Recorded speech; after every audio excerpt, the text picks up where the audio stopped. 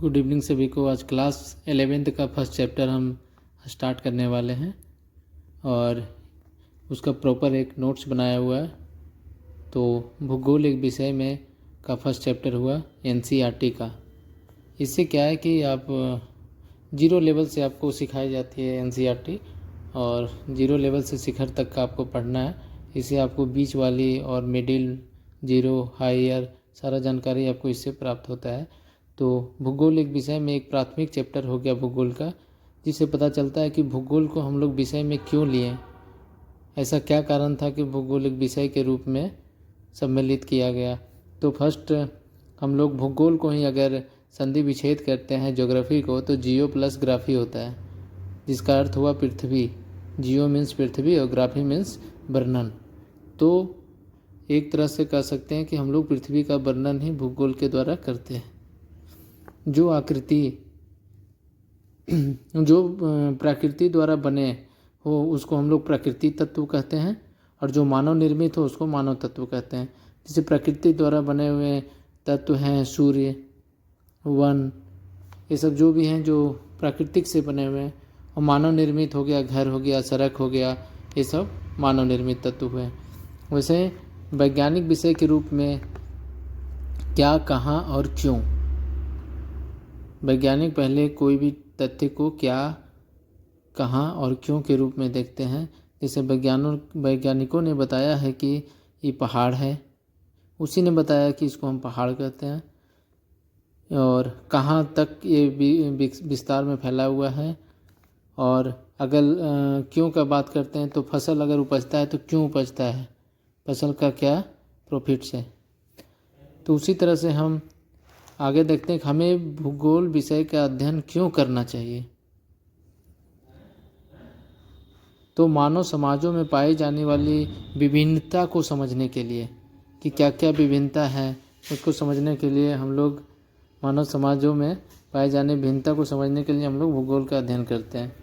Second में भूपृष्ठ की विविधता, स्थान व समय को समझने के लिए भी हम लोग भूगोल का अध्ययन करते हैं। मानचित्र के जरिए वास्तविक पृथ्वी को समझने और धरातल पर विभिन्न तत्वों को समझने के लिए भी हम लोग भूगोल का अध्ययन करते हैं। विश्व में व्यापार वाणिज्य में वृद्धि के साथ साथ प्रशासन चलाने, भ्रमण व पर्यटन को बढ़ावा देने के लिए भी हम लोग भूगोल का अध्ययन करते हैं।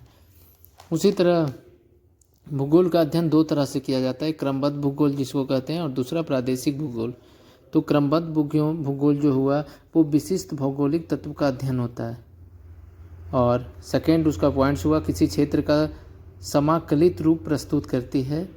थर्ड यह राजनीतिक पर आधारित होती है, और फोर्थ पॉइंट्स इसका हुआ किसी क्षेत्र का विस्तृत रूप प्रस्तुत करता है, जो क्रमबद्ध भूगोल कहलाता है। सेकेंड पे प्रादेशिक भूगोल हुआ, यह एक प्रदेश का सभी भौगोलिक तत्वों के संदर्भ में एक तिहाई के रूप में अध्ययन करता है। सेकेंड प्रादेशिक विधि एकाकिक रूप प्रस्तुत करती है। थर्ड यह विधि भौगोलिक इकाइयों पर आधारित होती है। क्षेत्रीय अध्ययन इसके द्वारा हम लोग कर सकते हैं। किसी एक क्षेत्र का पार्टिकुलरली अध्ययन ही प्रादेशिक भूगोल कहलाता है, या उसका प्रादेशिक नियोजन कर सकते हैं, प्रादेशिक विकास कर सकते हैं और प्रादेशिक विवेचना कर सकते हैं।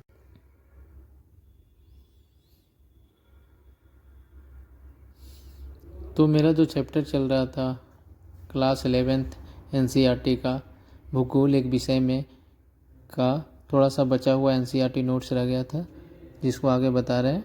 तो भूगोल जो होता है उसकी मुख्य शाखा दो होती है, एक भौतिक भूगोल और दूसरा जैसे कि आप लोग देख रहे हैं दूसरा मानव भूगोल होता है। तो भौतिक भूगोल में हमको अध्ययन करना होता है वायु, जल, सूर्य, चंद्रमा, ये सब जो भी प्रकृति तत्व होते हैं उसके विषय में हमको पढ़ना होता है। तो देखिए कि भूगोल जो भौतिक भूगोल संसाधन प्रदान करता है और मानव इसका यूज करके अपना आर्थिक और सांस्कृतिक विकास करता है।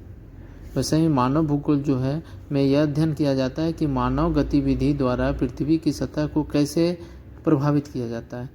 तो ठीक है, तो हम लोग देखते हैं कि भौतिक भूगोल की चार प्रमुख होते हैं।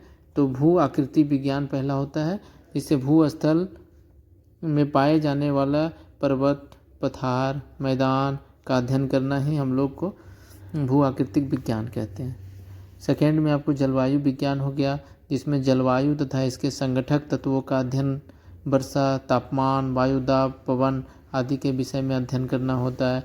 तीसरा जल विज्ञान हो गया, इसमें महासागर, नदी, झील आदि द्वारा प्रकृति द्वारा मानव जीवन में जल की भूमिका का क्या अध्ययन है उसके बारे में पढ़ना होता है। मृदा भूगोल, इसमें मृदा के निर्माण की प्रक्रिया, प्रकार, उत्पादकता तथा इनके वितरण का अध्ययन करना होता है।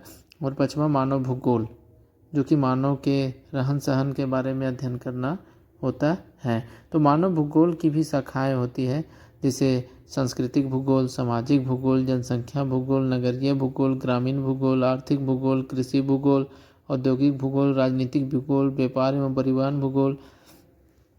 तो अगला हम पॉइंट्स हम देखते हैं कि मानव और प्रकृति में अंतर संबंध क्या है। तो मानव ने प्रकृति के साथ बदलाव और मॉडिफिकेशन बहुत सारे किए हैं अपना फायदा के लिए। तो मानव ने तकनीक का विकास करके प्राकृतिक वातावरण में परिवर्तन किए हैं।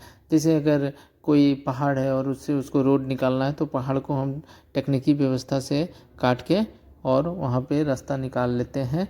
इससे वहाँ रास्ता बन जाता है और बहुत ज़्यादा सहूलियत होता है। तो इस तरह से हमारे क्लास 11th का फर्स्ट चैप्टर, जो कि भूगोल का अध्ययन करना क्यों ज़रूरी है, भूगोल को एक विषय के रूप में क्यों माना गया है, भूगोल का अर्थ क्या होता है, कितने प्रकार के भूगोल होते हैं और भूगोल की क्या शाखा होती है, इसके विषय में हमने जाना है।